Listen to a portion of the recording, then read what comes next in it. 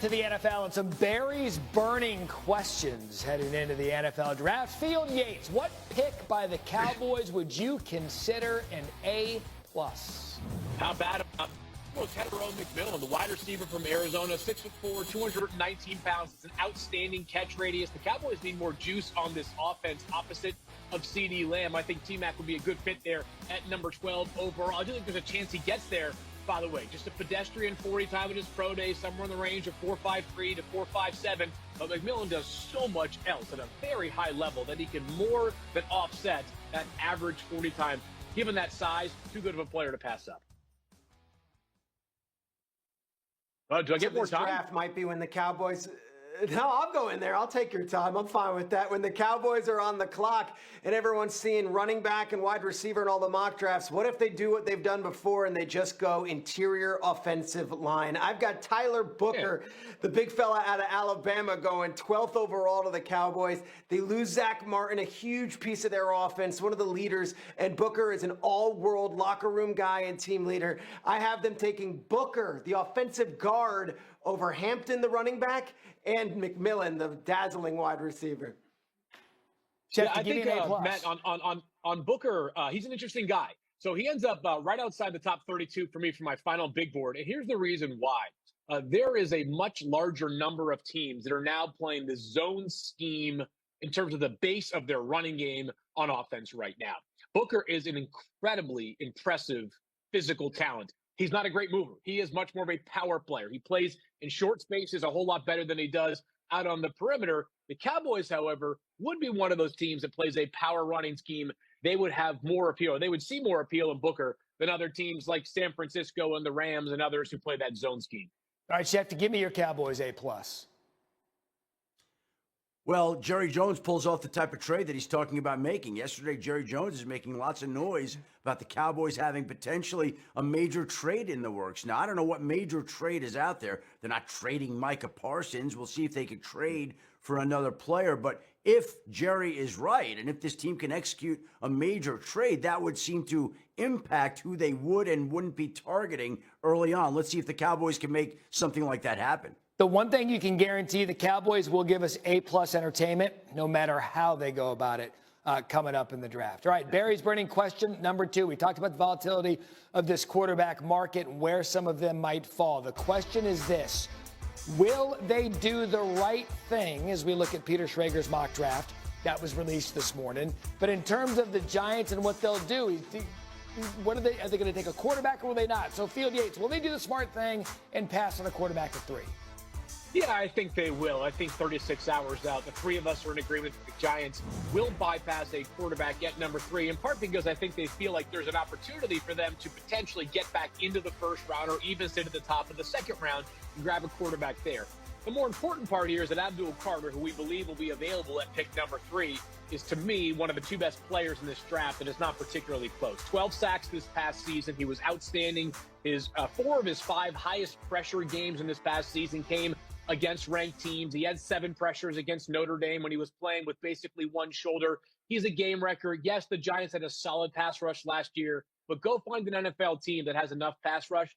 You're going to be looking for a while because no team could ever have enough premium rushers. Again, and it goes into the volatility of the quarterback in this draft. And Peter Schrager's mock draft was out this morning. And take a look at the quarterbacks he's got going to the first round. Again, this is based on what he's hearing. He has 3 of them. Cam Ward 1, Shedeur Sanders 21 to the Steelers, Jackson Dart to the Giants via a trade. So this thing could go up, down, and around. And when you look at it big picture, Peter, I mean, we just talked about the betting market a second ago. It was 2.5. Based on what you're hearing, you believe there could be 3. Yeah, I think there could be 3. And I think it's because every team I'm talking to in the 20s is asking me, can we trade back? Do you know anyone willing to trade back? At some point, the value will be there for one of these teams that needs a quarterback to just trade up. You're not going to have to give up next year's first round pick to move up to 26 or 27 or 28. And in the Giants case, I know it was a priority this offseason for John Mara to look at to his guys and say, we're getting out of here with a young quarterback at some point. They have Russell Wilson, they have Jameis Winston, they have Tommy DeVito.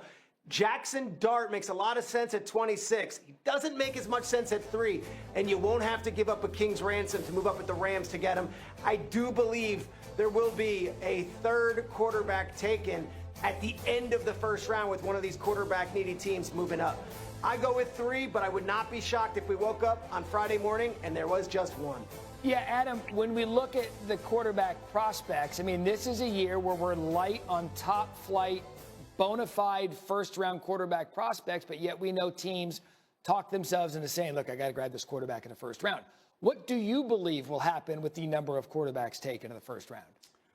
Well, we got a few issues here, Matt. Number one, I think Peter's talking about the idea of 3. He wouldn't be surprised at 1.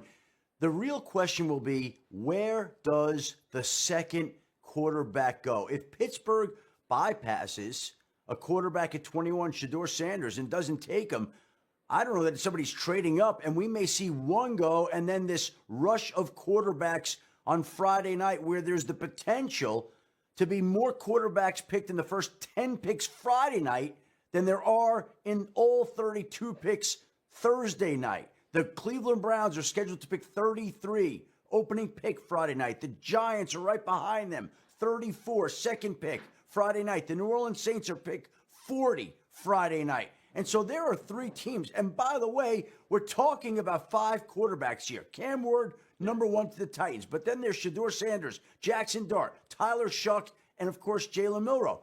How many really quarterback-needy teams are there that are going to use a high pick? There are more quarterbacks viewed as top players than there are teams that are willing to use a high pick on them right now, which means somebody, maybe a couple, are going to fall. Field.